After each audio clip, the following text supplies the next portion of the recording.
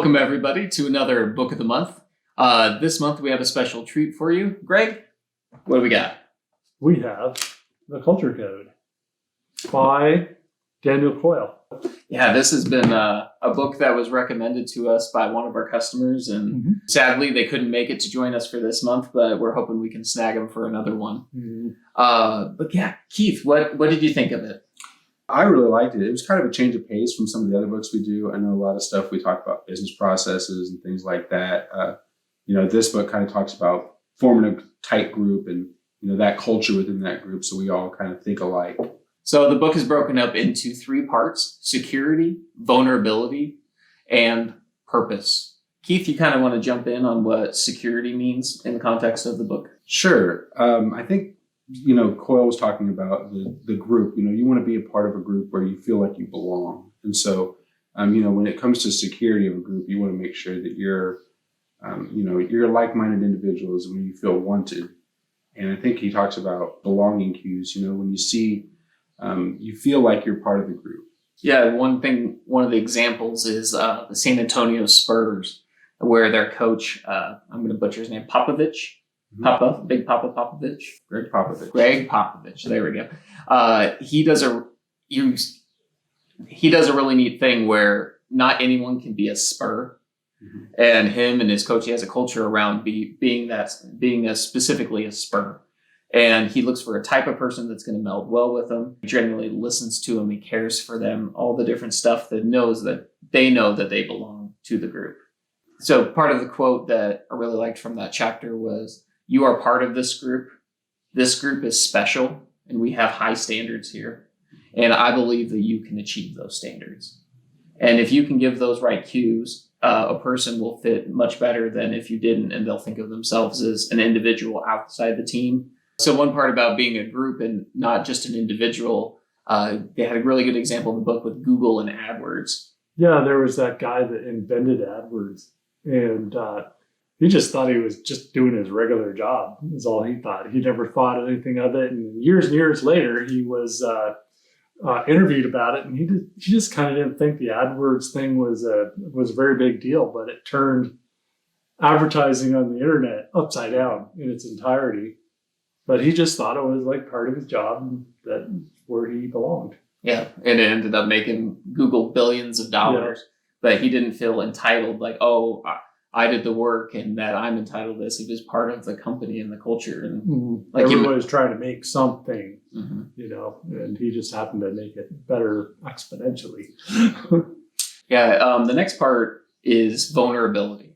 And this is something that a lot of, especially powerful business people, don't really think about or don't want to portray as being open when you're up in front of people saying, like, I'm nervous to be here. Just like when we start recording these videos, oftentimes we're, trying to make sure we do a good job. We're a little insecure, make sure we look right. And just being open and honest and reciprocating. That we remember the book. Yeah. Yeah. When the lights turn on and the camera starts, your mind goes blank. Sometimes it does. Keith, you want to go into a little bit of the vulnerability part? Yeah, so it's like you said, admitting when you're wrong. I think I like the story from the book where he talks about, they ask a bunch of business owners about their mission statement, and the business owners are like, yeah, we say 60% or something like that know their mission statement, but when they asked the actual employees, it was actually like 2%. It was terribly low, and they thought. Everybody knew what the goal was, but when they realized they didn't, I think they kind of had to step back and, realize, maybe we need to try a little bit harder and, admit they made a mistake. Or have a mission statement that people can remember. I think that goes to like another book that we're reading, Business Made Simple. And, part of that is it meaningful? Is it worthwhile, to the point where anybody in the company knows what the mission is and they can spit it out immediately. Yeah, and I think with vulnerability in particular, it's a lot about having it to be a safe zone. If someone starts off and they admit, I'm a little nervous to be here, and the person that they're talking to can reciprocate that by giving another little cue of vulnerability back and forth. And that really establishes trust. And you can go a lot deeper in a conversation. You actually will listen a lot more, and you feel safe to actually open up. which is Well, and I think that goes both ways too. I mean, I think, if you're showing yourself as being vulnerable, the other person may also, that you're working with, might also have similar feelings, but be more comfortable with mirroring how they're feeling about a situation, if they're not feeling completely confident about it either. Yeah, and that really, brings the group together. When they both realize, hey, we're not perfect. We might have some flaws, and they both realize that they come together, and the bond becomes a little bit stronger in the group. Mm-hmm. Yeah, and then we can go into the last part, which was purpose. You guys touched on it to the beginning, where you got to know what your role is. You got to know why you're doing it, and once you are part of something bigger, then you're part of that team. Again, getting rid of the individual and being part of the whole is such a big part of the culture code and building a company culture or any culture. Mm-hmm. And for that to happen, you have to have a business that actually has a purpose. Mm-hmm. It all starts with that. I mean, you can't add people and just all of a sudden have purpose.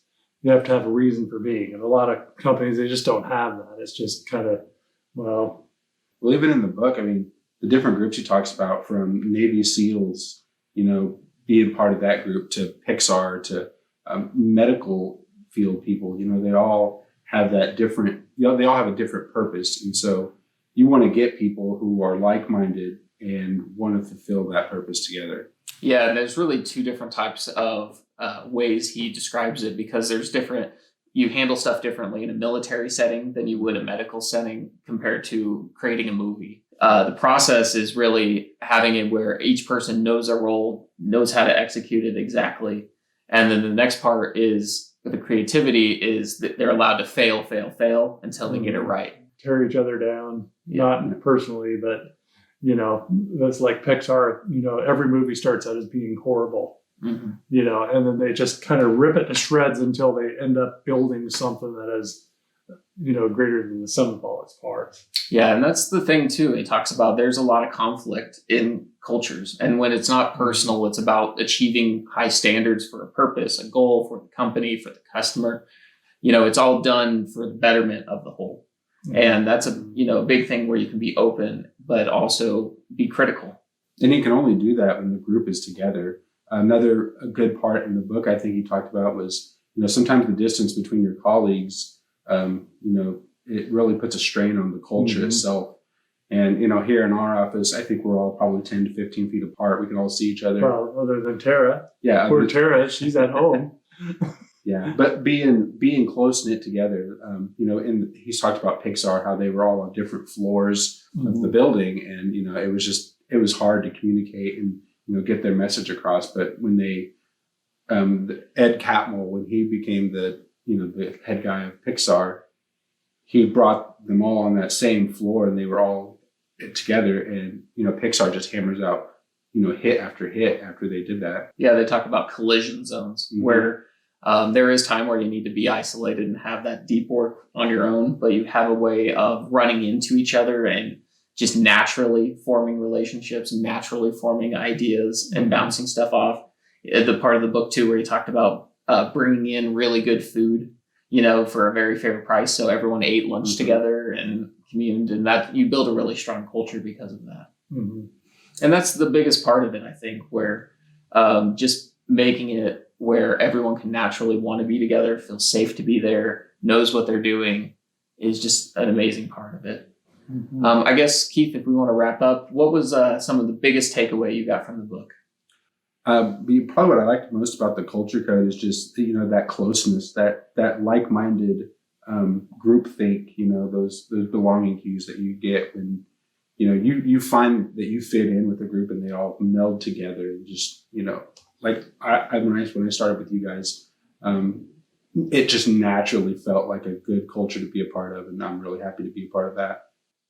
I think the big thing I got was actually a little thing. I thought the proximity between people working and how our open concept office here works really well because we can bebop with each other. It does have its drawbacks when we're doing deep work and we're trying to, solve that problem by being strategic with our time. But, understanding that somebody who's, more than 30 feet away is going to feel separated from you and not have that, not necessarily feel like they're part of the group, so to speak.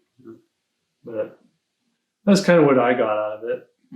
I think my biggest thing was the belonging cues and being purposeful with them.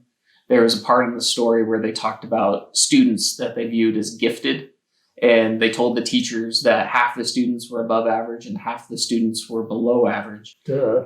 And but the point of that was that they randomly chose it. And actually the students that they told the teachers that they were special turned out to have higher scores, not because they were actually naturally any better, but because the teachers were more forgiving with them. They gave more belonging cues. They let them fail more and gave them the benefit of the doubt.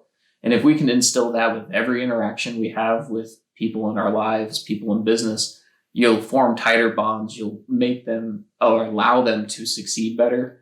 And man, that's so powerful. Just not judging people up front and making them feel really welcome, because you can turn any coworker into a tight friend, into a tight compatriot, just to achieve great things. Take an average person and turn them into a rock star. Exactly. You know, it is all how you handle it. Yeah. I work with rock stars, so we don't have a band, but I work with rock stars. Perfect. Well, that was The Culture Code by Daniel Coyle. Thank you so much for joining us. Please make sure to like us on Facebook and follow our YouTube channel. And if you ever need any IT service support, having someone to call with your computer woes, give us a call at 877-686-6642 or stop into our store here at 109 Norris. And all the information about our products and services are on our website, honorboundit.com. Thank you again for joining us this month, and we'll see you next month. Thanks. Bye.